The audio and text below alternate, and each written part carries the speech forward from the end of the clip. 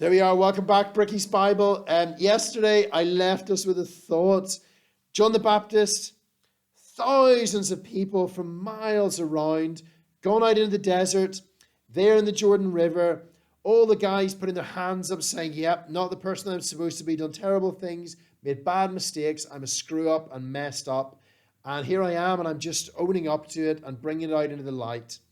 And then we had all the religious people, like those nasty people who were up on the bank, looking down in every way on the people that were in the river. John the Baptist was there. Now, it's in Mark chapter 1, verse 6. It's so beautiful and moving what happened. Check this out, what happened next. You're not going to believe this. John wore clothing made of camel's hair with a leather belt around his waist, and he ate locusts and wild honey. So you think to yourself, why was he like this great guy wearing stuff like that? It was like a costume or a uniform that somebody else in the past had worn before. This amazing prophet called Elijah. So John the Baptist was wearing like a little uniform, so people who saw him would be like, oh, okay, I see what you're doing. You're wearing like the Elijah uniform. That's who you're saying that you are. And this was his message. So this is what he said to everyone. After me will come one more powerful than I, the thongs of whose sandals I'm not worthy to stoop down and untie. I baptize you with water, but he will baptize you with the Holy Spirit. So John is this like the greatest like ordinary person that's ever lived. And then he's saying there's somebody else who's going to come.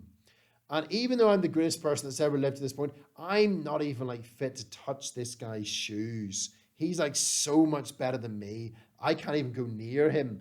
So then you're thinking like, who on earth is this that's coming? At that time, Jesus, in verse 9, came from Nazareth in Galilee and was baptized by John in the Jordan. As Jesus was coming up out of the water, he saw heaven being torn open and the Spirit descending on him like a dove. And a voice came from heaven, "You are my Son, whom I love. With you I am well pleased." It was crazy what happened that day. People all in the river, hands up, done things wrong, and then Jesus came. Isn't that so sweet? Now, Jesus had never done anything wrong. Nobody has ever been able to prove that he did anything wrong. Later on in his life, people would try and make all kinds of false accusations against him, but they couldn't even agree among themselves. He has never thought or said or done anything wrong at any point.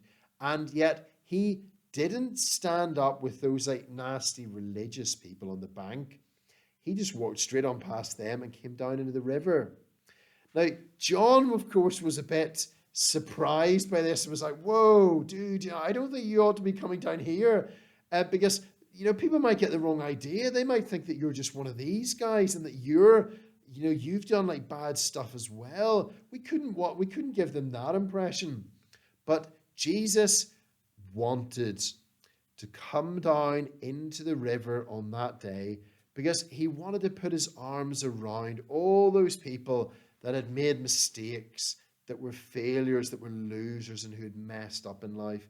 Jesus had come much, much further down, just than down the riverbank. He'd come down as far as it's possible to come from the highest heaven, where he reigned over all the universe. He'd come down into this world, come down to be born as a little baby, come down to live in Nazareth, come down to the river that day.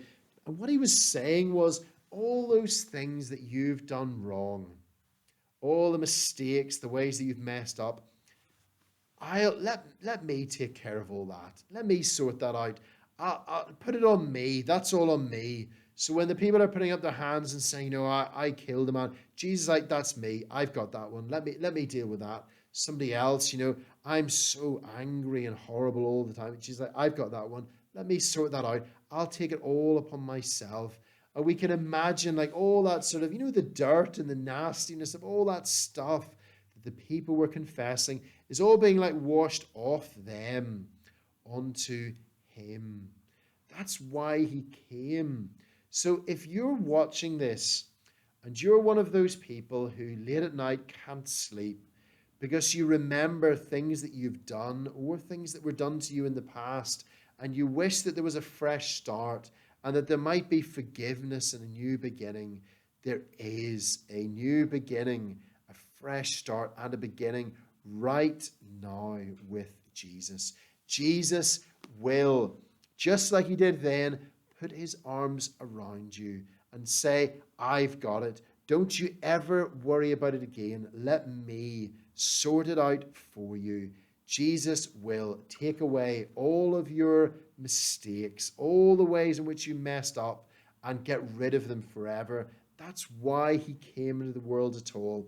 We're going to see how much that would cost him. But today, just remember that with Jesus, there is forgiveness for everything that you have done wrong. May the Lord bless you this day. Amen.